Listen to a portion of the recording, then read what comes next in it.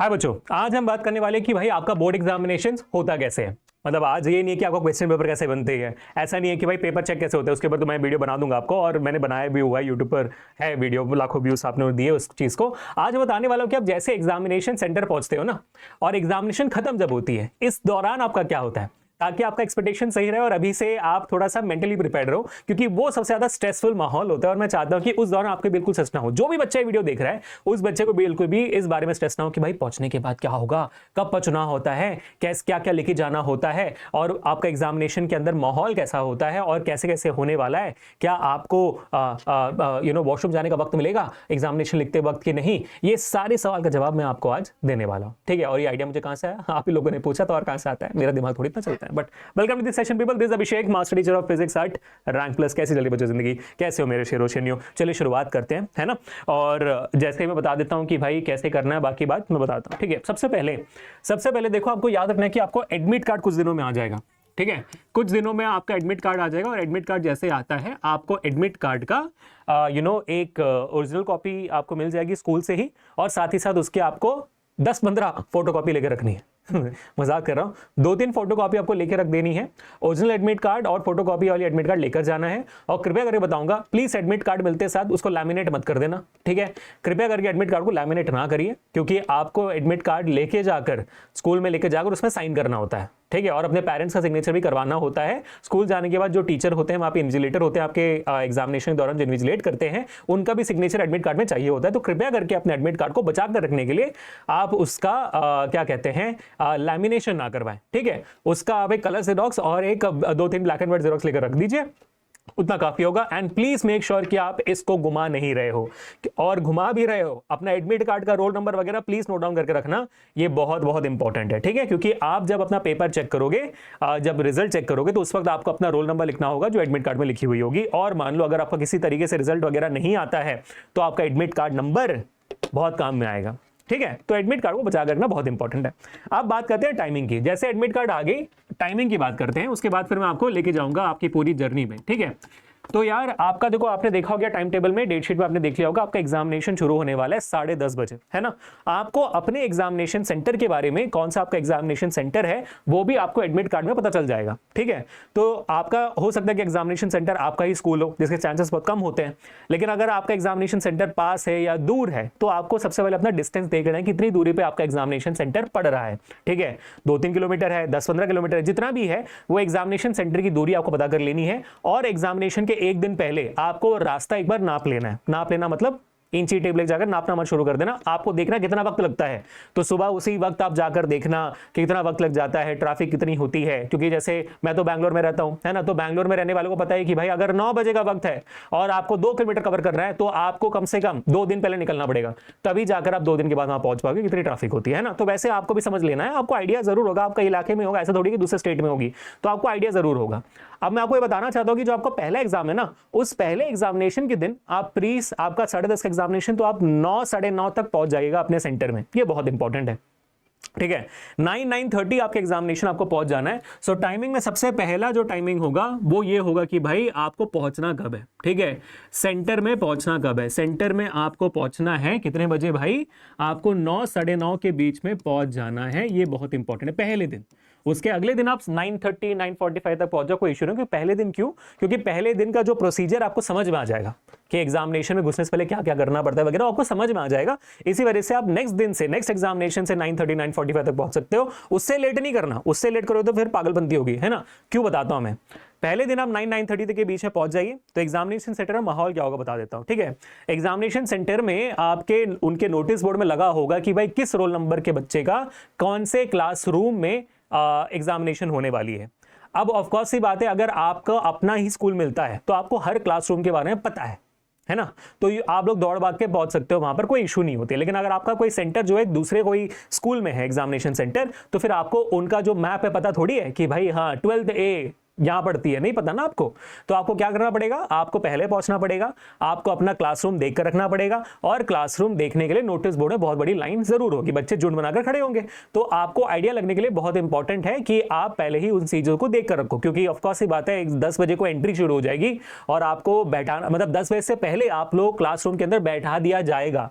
तो you need to be there before that, इसलिए 9:30 तक आप जरूर पहले दिन पहुंचिए। उसके बाद जो आपका एग्जामिनेशन होगा वो हमेशा फिर उसी रूम में होगा, तो आपको आइडिया लग जाएगी, है ना। ठीक है, तो पहले दिन आप पहुंच गए 9:30 तक, आपने आपका जो नोटिस बोर्ड है उस स्कूल में उसमें देख लिया कि भाई आपका कौन सा क्लास में होने वाला है, और वहां पे जो आपके सुपरवाइजर्स वगैरह होंगे, जो इंचार्ज होंगे, वो आपको अलग अलग लाइन में खड़े कर देंगे, बता देंगे जिनका रोल नंबर यहाँ से यहाँ तक है वो इस लाइन में जाए, वो इस लाइन में जाए, वो सब माहौल बनेगा। ठीक है, अब एक चीज मैं जरूर रिक्वेस्ट करूंगा, जब आप अपने एग्जामिनेशन सेंटर पहुंचे तो वहां पर बहुत सारे ऐसे लोग हैं जिनको आप जानते होंगे, आपके दोस्त भी हो सकते हैं, आपके सामने वाले पीछे वाले रोल नंबर वगैरह वाले बच्चे हो सकते हैं, तो कृपया करके उनसे एग्जामिनेशन के बारे में कोई भी डिस्कशन ना करें। ठीक है, क्योंकि इससे प्रेशर बढ़ जाता है। क्यों बढ़ता है? क्योंकि उन्होंने ज्यादा पढ़ लिया, मैंने कम पढ़ लिया, अरे आपने ये टॉपिक था, अरे ये टॉपिक इंपॉर्टेंट था, इन सब की वजह से स्ट्रेस ज्यादा हो जाता है। तो कृपया करके डिस्कस ना करें, ठीक है, बिल्कुल ना करें discuss, don't do that discussion, वो खामा का स्ट्रेस बढ़ाएगा। आपने जितना पढ़ना था आपने पढ़ लिया, अब उसके आगे और कुछ नहीं हो सकता। ठीक है बेटा, अब आपने क्या करी, 10 बजे से पहले बाई 9:45 क्या होगा कि आपको अपने अपने क्लासरूम से भेज दिया जाएगा। अब इससे पहले बच्चों, मैं चाहता हूं इससे पहले आप अपना जो भी दिनचर्या का कार्यक्रम है, नंबर 1 नंबर 2 वगैरह सब खत्म करके रेडी रहें। ठीक है, मैं बताऊंगा क्यों, लेकिन आपको यहां तक एकदम फ्रेश होकर बैठना है। अगर आपको ऑलरेडी सुबह के वक्त सोने की आदत होती है, या तो रात को आप नाइट आउल हो, रात को पढ़ाई करते हो, सुबह सोने की आदत है, तो मुंह वगैरह धोकर फ्रेश होकर खड़े हो जाना, वॉशरूम जाकर हम रेडी रहना। ठीक है, क्योंकि 9:45 9:30 से क्या होगा, आपके सारे बैग्स वगैरह चेक होंगे और आपको क्लासरूम में बैठा दिया जाएगा। उसके बाद हो सकता है कि आपके जो एग्जामिनेशन सेंटर है जिस स्कूल में, उस स्कूल में आपको बाहर जाने का मौका नहीं दिया जाए एक बार क्लासरूम के अंदर जाने के बाद, until unless it's an emergency. बहुत सारे स्कूल्स में इतना स्ट्रिक्ट होता है कि आपको वॉशरूम ब्रेक्स नहीं दिया जाता है, तो आपको 2-3 घंटे पेपर लिखने के बाद ही जाना होगा। मौका दिया जाता है और इन्विजिलेटर के साथ दिया जाता है, या तो फिर नहीं दिया जाता, तो प्लीज मेक श्योर कि आप होके बैठो। हाँ, इमरजेंसी है तो फिर जाने मिल जाए आपको, ऐसा कोई टेंशन है नहीं वैसे। ठीक है, बट फिर भी ख्याल रखिए इस बात का, क्योंकि मैं इसलिए भी कह रहा हूं क्योंकि अगर आप एग्जामिनेशन के दौरान ब्रेक पे जा रहे हो तो कम से कम 5-10 मिनट आपका वहां पर वेस्ट हो जाता है, जिसका इस्तेमाल आप पेपर लिखने में कर सकते हो, इस वजह से मैं कह रहा हूं। ठीक है, एनी हाउ मूविंग फॉरवर्ड, तो आपका चेकिंग होगा पेपर का, पेपर के साथ साथ, पेपर बोल रहा हूं, आपका जो आप मटेरियल लेके जा रहे हो साथ में उसका चेकिंग होगा। चेकिंग के साथ साथ आपका यूनिफॉर्म भी चेक होगा। तो मेक श्योर करिए कि अगर आप अपने एग्जामिनेशन सेंटर जा रहे हो तो कैजुअल ड्रेस में ना जाएं, क्योंकि आपका बर्थडे नहीं है, आपका पेपर है। तो पेपर में अपने यूनिफॉर्म में जाएगा, और यूनिफॉर्म के साथ साथ आपको क्या पहनना है और क्या लेकर जाना है बता देता हूं यहां पर। ठीक है, ये सारे वो आइटम्स है जो आपको लेके जानी है, इसके अलावा कुछ और मत लेके जाइएगा कृपया करके। ठीक है, आप अपना बैग ले जा सकते हो और बैग आपको क्लासरूम के बाहर ही रखना पड़ेगा, और कोशिश करिए कि भाई कोई पुराना ही बैग ले जाएं, क्योंकि लाते बहुत पड़ेगी बैग, क्योंकि बहुत सारे बैग रखे हुए होंगे। ठीक है ना, वो मंदिर में जो चप्पल रखते हैं ना बाहर, वैसे ही वाला सीन होगा यहाँ पर भी। तो बैग रखा जाएगा बाहर में, तो कोई पुराना बैग ले जाना, कोई थैला वाला ले जाना, मस्त है।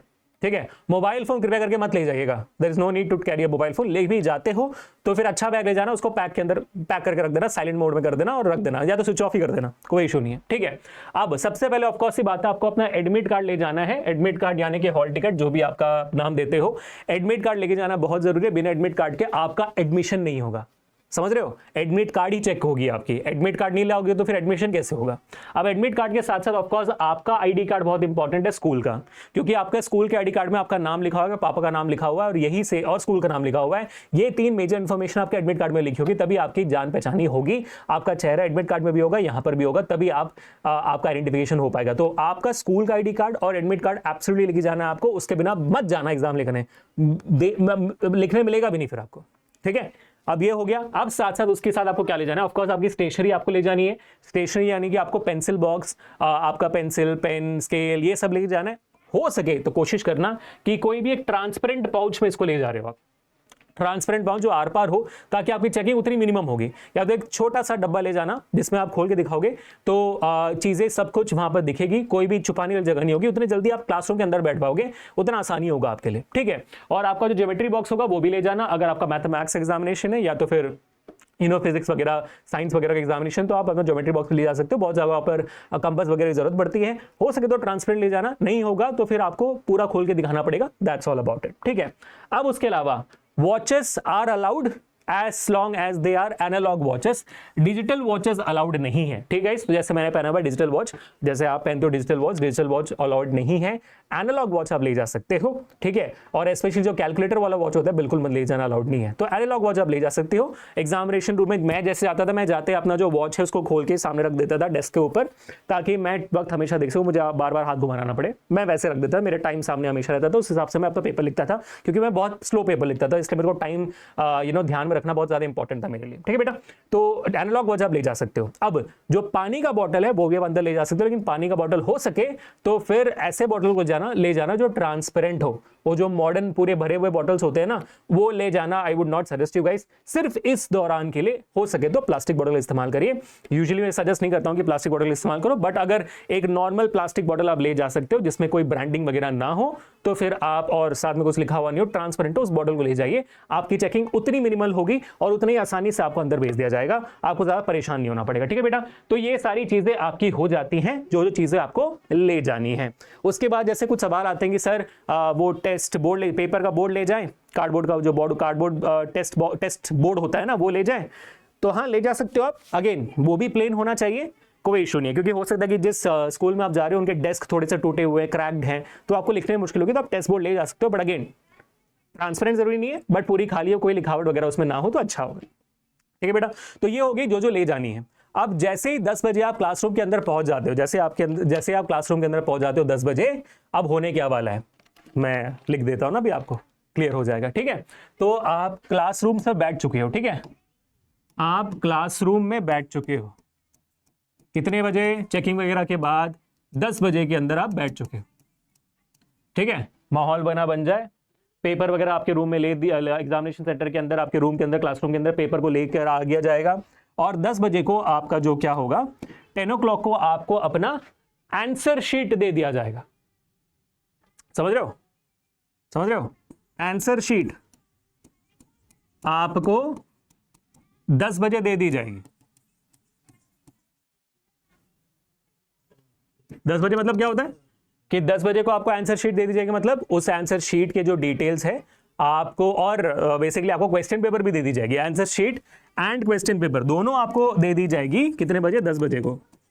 क्या होगा, क्यों होगा भाई? क्वेश्चन पेपर आंसर शीट आपके पास दे दी गई है, अब इसमें आपको पढ़ना शुरू नहीं करना है। आप जो आपका क्वेश्चन पेपर बुकलेट होगा वो सील्ड होगा, तो आप पढ़ना शुरू नहीं कर सकते हो अभी, और वो सील टूटेगी भी नहीं। आपको जो भी क्वेश्चन पेपर के डिटेल्स वगैरह आपके आंसर शीट में भरना होगा। आपको अपने पर्सनल डिटेल्स, आपको अपने आंसर शीट, मतलब आंसर शीट का जो नंबर वगैरह वो आपको अपने क्वेश्चन पेपर में भरना पड़ेगा। आपको अपने नाम, रोल नंबर, है ना, ये सारी चीजें आपको अपने इसमें भरनी पड़ेगी। और जब आप आंसर शीट में भरोगे सारी डिटेल्स, प्लीज मेक श्योर करिए कि जो आपके इन्विजिलेटर कह रहे हैं उनको आप ध्यान से सुनिए, उस हिसाब से भरिए, क्योंकि अगर आपके नाम के सामने कुछ काटापुटी होगी, रोल नंबर गलत भर गया, तो बहुत बड़ी दिक्कत आपकी हो सकती है गाइस, बहुत बड़ी दिक्कत। मैं आपको बताना चाहूंगा एक बहुत ही लेटेस्ट इंस्टेंस के बारे में। अभी मेरे ख्याल से 2-3 महीने पहले एक बच्चा जिसका 10th का मार्कशीट अदल बदल गया था, क्योंकि नाम या तो रोल नंबर कुछ गलत तरीके से लिखा गया था बच्चे का, और उसका रिजल्ट आया कि वो फेल था, और 2 साल उसने सुप्रीम कोर्ट में केस लड़ी है। उसके बाद फिर उनका 12th में जाने के बाद रिजल्ट आया हुआ है, क्योंकि 12th तक तो चलो बच्चा कैसे ऐसे निकल गया केस के डिटेल्स वगैरह दिखाकर,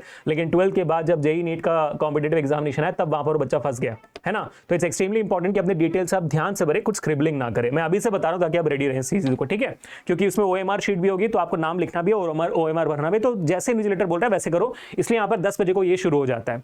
उसके बाद जो 10:15 होगी, आप अपने क्वेश्चन पेपर को चेक कर सकते हो, ठीक है, रीड करना शुरू कर सकते हो 10:15 से। 10:15 से लेकर 10:30 तक आपको क्वेश्चन पेपर पढ़ने का वक्त दिया जा रहा है। सिर्फ पढ़ाई कर सकते हो, आप लिखना शुरू नहीं कर सकते हो। तो इस दौरान जब आपको क्वेश्चन पेपर मिल जाता है और आप पढ़ना शुरू करते हो, तो करना क्या, आपको जो जो सवाल आपको आते हैं ना, उस सवाल के सामने पेंसिल से डॉट मार दीजिएगा, क्योंकि क्वेश्चन पेपर्स में लिखना बहुत सारे स्कूल्स में अलाउ नहीं करते। लिखने से कोई इशू तो है नहीं, क्योंकि आपको लेके जाना है घर वैसे भी, बट लिखना अलाउ नहीं करते बिकॉज ऑफ चीटिंग वाले सीन को लेकर, है ना। तो आप बस क्वेश्चन पेपर को उस क्वेश्चन के सामने डॉट डाल देना, ताकि आपको पता चले कि भाई ये तो मेरे को आता है, बस डॉट डालना, दिखे ना सामने से, ठीक है। ये हो गया। उसके बाद फिर आप लिखना शुरू कर सकते हो, आप लिखना शुरू कर सकते हो 10:30, और 10:30 तक कब तक? 1:30 बजे तक आप लिखना शुरू कर सकते, मतलब खत्म कर सकते। 10:30 to 1:30 पेपर खत्म। और इसके बीच में जैसा मैंने आपको कहा, to avoid any cases of cheating, to avoid any cases of mall practices, आपका टॉयलेट ब्रेक शायद कुछ स्कूल्स में बंद होगा until unless it's an emergency. तो मैं चाहूंगा और मैं सजेस्ट करूंगा आपको कि भाई इसके पहले ये सारी चीजें कर लेना। और उसके अलावा एग्जामिनेशन टाइम पे आप जाते हो तो ऑफकोर्स आपको थोड़ा सा वक्त जाता है, मेरे लिए बहुत इंपॉर्टेंट है, बट एनी हाउ पेपर खत्म होने के बाद फिर आपको जल्दी अगर करना है तो कोई इशू नहीं है, ठीक है। But any how guys just keep this in mind. तो ये सारी चीजें मैं आपको बताना चाहता था। आई एम प्रीटी श्योर कि मैंने कुछ भी मिस आउट नहीं किया हुआ है। बस एक और चीज मैं जाने से पहले आपको कहना चाहूंगा, दो चीजें एक्चुअली, ये एक चीज है उसके बाद थोड़ा सा मैं आपको सस्पेंस बना के रखना चाहता हूँ। एग्जामिनेशन हो जाने के बाद भी प्लीज कृपया करके किसी भी दोस्त से अपना पेपर डिस्कस ना करेगा। क्यों पता है? क्योंकि मान लो आपको x की वैल्यू 3 आई है, ठीक है, आपके दोस्त को उसकी वैल्यू 2 आई होगी, किसी और दोस्त को 1 आई होगी, किसी और दोस्त को x² + y² आई होगी। ये बहुत स्ट्रेस क्रिएट करेगा। डोंट डिस्कस योर पेपर, जो लिखना था लिख दिया, डिस्कस करिए, कुछ बदलने नहीं वाला है। जस्ट कम बैक, यूट्यूब पर हम आंसर की दिखा देंगे, डोंट वरी, ठीक है। हम बता देंगे पेपर, घर जाके रोना जो भी रोना है, वहां पे डिस्कस मत करना। पेपर देकर आए हो, संतुष्टि से बाहर आओ, ठीक है। And also guys make sure कि आप इस वीडियो को लाइक करो, शेयर करो, सब्सक्राइब कर लो। इतना डिटेल में किसी ने समझाया होगा यूट्यूब पर, और ऐसे धमाकेदार वीडियोस आपको इस चैनल पे मिलते जाएंगे। हमारा टेलीग्राम चैनल और इंस्टाग्राम चैनल दोनों डिस्क्रिप्शन में, जाइए ज्वाइन कर लीजिए अभी के अभी। और यू नो आप लोगों के लिए हमने क्लास 10 की टेस्ट सीरीज बनाई हुई है, प्री बोर्ड्स और बोर्ड्स के लिए वैलिड है, पिछले 10-15 साल के PYQs हैं, उसका लिंक भी हमारे डिस्क्रिप्शन में। जाए अभी के अभी हमारे ऐप को डाउनलोड करिए और फ्री में इस टेस्ट सीरीज को ले जाए। जाने से पहले आखिरी चीज जो मैंने बताया था, सस्पेंस पर रख रहा हूं मैं, और वो ये है कि एग्जामिनेशन के बाद इन लोगों से बच के रहना।